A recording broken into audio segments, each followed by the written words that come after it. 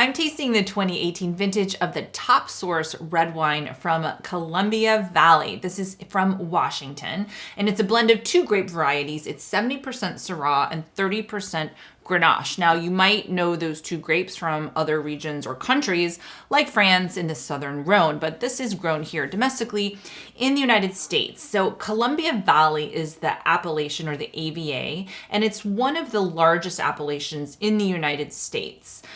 It's really characterized by being carved out by the Missoula floods. So during the last ice age, Lake Missoula in Montana broke free of its barriers, causing this massive flood that flowed down through Washington State into Oregon and even further down into California. And it sort of landscaped the wine regions there. And it also deposited a number of different soil types in those areas.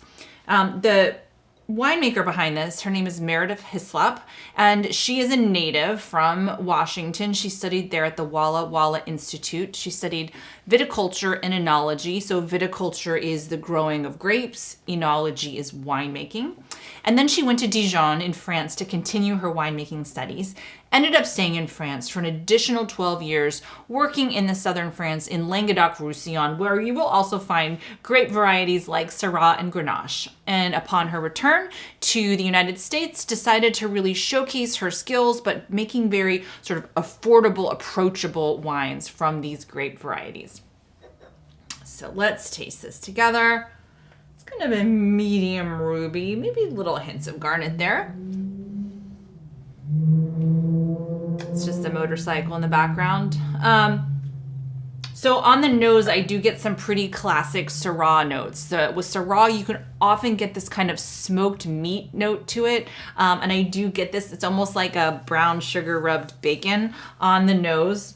I rest assured there is not any of that in this wine. It just evokes that. Also some incense, violets, fennel. There's a lot to talk about really here. And then with Grenache, I often get a very wild strawberry note and sometimes a bit of mint, which is just kind of hiding in the background of this wine, but a really, really interesting nose. Makes me really want to stop and pay attention. All right, let's see what the palate has to say.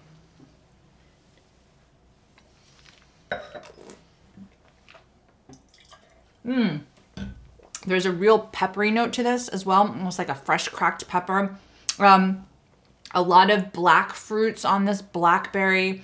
There's a bit of almost a blueberry note as well, licorice, anise. There's a kind of a very smoky mineral note that's coming out as I'm sitting here talking to you while I'm noticing the finish, which is long. I'd call this medium bodied, maybe medium plus. Acid is medium. Tannins are very soft and pliable, but really overall a very complete wine. It's quite seamless from start to finish. And again, really one that I think showcases those 2 grape varieties really beautifully here in the United States.